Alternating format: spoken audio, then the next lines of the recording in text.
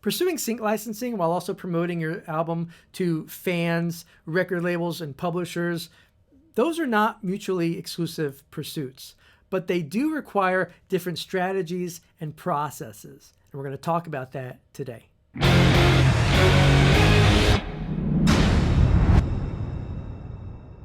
So a question that comes up often is, can I still pursue a record deal if I'm pursuing sync licensing? And the answer is an emphatic yes. In fact, you should always be promoting your music. You should always be getting your music out to fans, and you should always be building your music business. One path does not prevent the other. However, the big mistake that I see musicians make is that they follow the exact same strategy when it comes to sync licensing that they follow when it comes to getting their music out to publishers and record labels and fans and magazines and so on. And so today, I want to show you how we can lay this out visually. Now, this is the path that you're already most likely familiar with, and I call this the traditional music industry path. And it starts with songwriting, which leads to recording, and then mixing, and then, of course, mastering your album.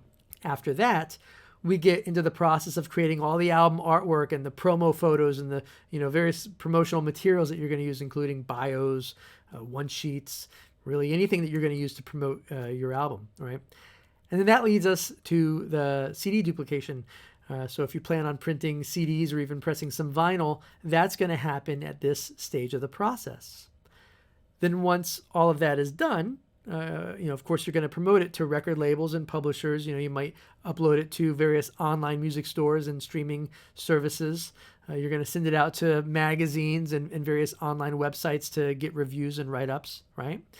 But this is also where so many musicians make the mistake of just blasting their music out to a list of music supervisors that they found somewhere online, right? And then, of course, they wonder why, after all that hard work, they never heard back, and, of course, why they never got a sync placement. And if this sounds familiar, or if this is the path that you followed at some point in your career, you have to realize one important thing. Those who license your music do not work in the music industry. In fact, I'm going to say that again. It's really important. Those who license your music do not work in the music industry. They work in the TV industry, the film industry, the video game industry, the commercial industry, the film trailer industry, and so on. And all of these end users absorb and utilize music in an entirely different way than what we're familiar with along the traditional music industry path. So let's look at both of these paths and see how they differ from each other. And the first few steps are exactly the same. Okay, you start with songwriting, which leads to recording and mixing, but let's stop there. Once you've printed your full mix, the path that you're on is now going to split. Okay, the traditional music industry path does not change. We still go through mastering. We determine the album artwork that we're going to use. We go to duplication, distribution, and of course that leads to online sales or streams. But what makes sync licensing different than the traditional music industry is what happens along the sync path. Now, everything up to this point is what I consider step one of my four-step process. This is where you're building your catalog of music. Right? This is also the point where I recommend diving into the Mass Music Licensing course, because there are things to be aware of when you're writing your music with the intention of generating sync placements. Just like there are things to be aware of when you're writing music with the intention of having a #1 pop hit, right? There are strategies that make songs work great for radio, and there are strategies that make for great sync placements. But like I said, at that point in the process, once you've printed your full mix, the path splits. And when it comes to sync, the next step is to create all of your alternate mixes. This is step 2 of my process. And we do this because it serves music editors and re-recording mixers. Okay, these are the people who are they're the ones who are all ultimately utilizing your music in the scene. All right, they're mixing your music into the various scenes that your songs are getting licensed for. All right. Now, how do music editors and music supervisors even find your music to begin with? Well, that is through metadata. We have to make sure that not only do we supply our tracks with metadata, but that our metadata allows our songs to be easily searched, auditioned, and licensed. Okay, we want to make sure that we are in the final 10 or 12 tracks that get auditioned out of literally hundreds of thousands of tracks, all right? And there's only one way to do that, and that is through thorough metadata. So that is step 3. And notice how steps 2 and 3 have nothing to do with the traditional music industry pursuit that we're so familiar with. Now, if you've ever blasted your music out to music supervisors and you did not apply these steps to your songs, are you seeing why you never heard back?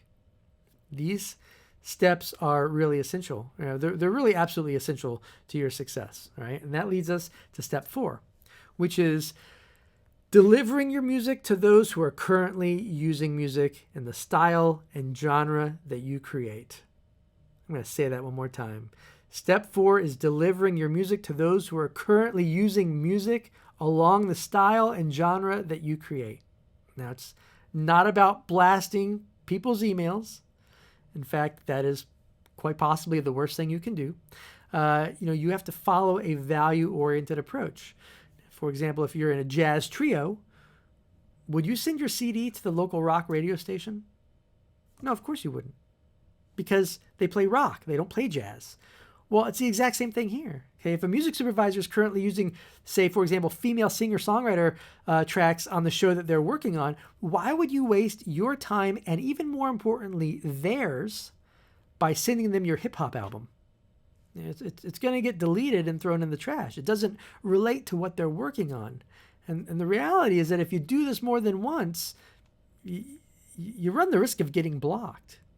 Now, there are 2 things to keep in mind here. These individuals have extremely time-sensitive jobs. So just blasting their email with your music and letting them figure out what to do with it, that's massively disrespectful. On top of that, it's not a value-oriented approach. What you're actually doing is you're not providing them with value, you're asking them to provide value to you. And that is not business. Business is actually really quite simple. It's simply the exchange of value for money. And that's it. Okay.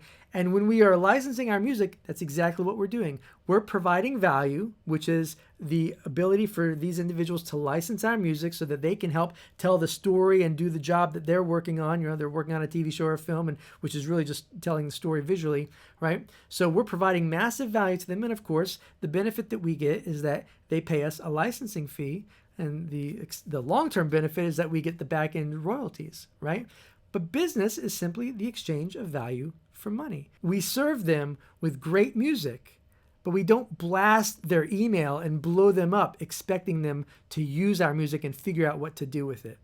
So the 4th step of the process is delivering our music to those who are actually using music that is stylistically similar to what we have. Now, of course, each of these steps has multiple steps within it. There are multiple steps to recording and mixing, as you know. There are multiple steps to creating album artwork and photos, multiple steps to distribution, and getting your music out to labels, fans, and online retailers. And it's the same when it comes to licensing. There are multiple steps that make up each of these 4 steps. But when you have good music and you apply these steps, and you follow a value-driven approach, it's hard for people, or as I like to call them, your end users, it's hard for your end users to say no, because you have what they're looking for, you've delivered it to them in a way that's valuable and useful to them, you've respected their time, and you've made their job a lot easier. And this is why I love sync licensing so much. In the traditional industry, it seems like everyone's favorite word is no, right? That's their favorite phrase. But in the sync licensing industry, when you understand the game and you follow a value-oriented approach, it seems like everyone's favorite phrase is, yes, please send it to me. And that's why I love the world of sync licensing. There's an abundance of opportunity when you understand how to play the game. All right, I hope this was inspiring for you, and we'll chat with you later.